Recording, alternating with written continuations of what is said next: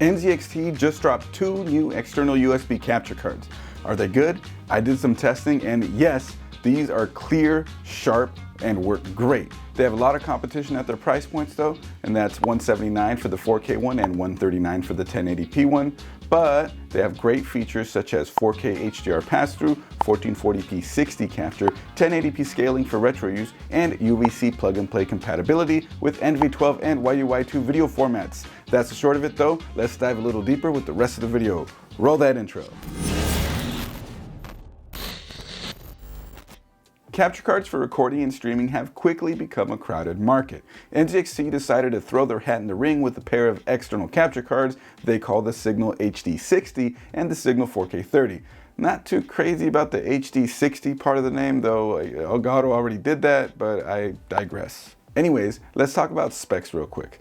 Both capture cards are USB 3.2 Gen 1, aka USB 3.0, HDMI 2.0 compatible, and offer HDMI pass-through. So these will make great choices for console streamers or anyone wanting to utilize the HDMI output.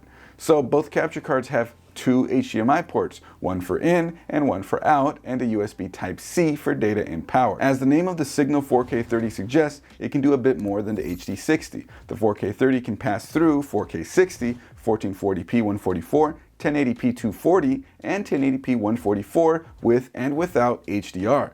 As far as capture of streaming though, the rest of the specs are on screen now.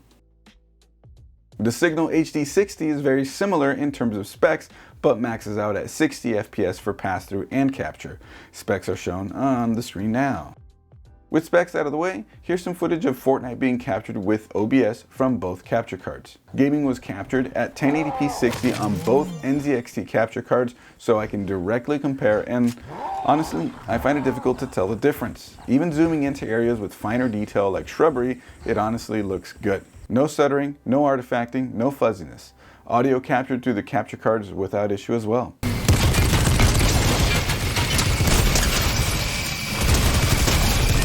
Now, I'm taking special note that both capture cards state hardware downscaling and upscaling to 1080p. This could be a good thing for retro console connections via adapted HDMI, but try not to confuse upscaling with upconversion as I originally did. To test this feature out, I whipped out my Sega Dreamcast with a Kaiko HDMI adapter and captured some Power Stone 2 gameplay. Capture was smooth and looked great like this as well. The scaling really did help fill my 1080p monitor, which is something I can appreciate. I'm no retro gaming capture purist though, so this is definitely enough to make me happy. Looking closer at the NZXT 4K30 capturing at both 4K and 1080p 60, as well as the HD60 capturing at 1080p 60 obviously, again, this basically looks identical. I feel like maybe there is a very slight visual improvement on the HD60, oddly enough, if you look around the eyes and chest, but it might as well be insignificant. You'd be good with either for retro game hookup. Can't have a capture card test without seeing how it looks with a camera, and can't fully test the 4K30 without putting my camera's 4K30 output through it, so I did exactly that, and I gotta say, started to notice a trend.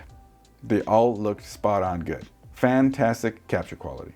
I compared to a $60-ish cheap alternative capture card that also has HDMI in and out like these NZXTs, and man, these NZXT capture cards blew that one out of the water. I also compared to a cheap $15 camlink alternative capture card, so no HDMI pass-through, but I was just curious. The $15 capture card really punched above its weight class to beat the $60-ish one, but still lost to the NZXT's capture quality. Hard to argue for $15 though if all you need is an HDMI input with no pass-through though. Speaking of console streaming though, with the release of these capture cards, NZXT is also dropping what they call a chat cable. This would be their Elgato ChatLink competitor for a cost of $9.99, and well, make sure you can talk to your teammates in-game while streaming via the capture card. The competition for these capture cards is very tough, however. The Signal HD60 costs $139.99 and the 4K30 costs $179.99. There is stiff competition from the evga XR1 Pro and avermedia Live Gamer Ultra for the Signal 4K30, and stiff competition from the evga XR1 Standard, XR1 Lite, and avermedia Live Gamer Portable 2 Plus and Live Gamer Extreme 2 for the Signal HD60. Elgato's current HD60X is more expensive than the Signal 4K30, but has variable refresh rate capture, so that's nice, but up to you if that's worth the added cost.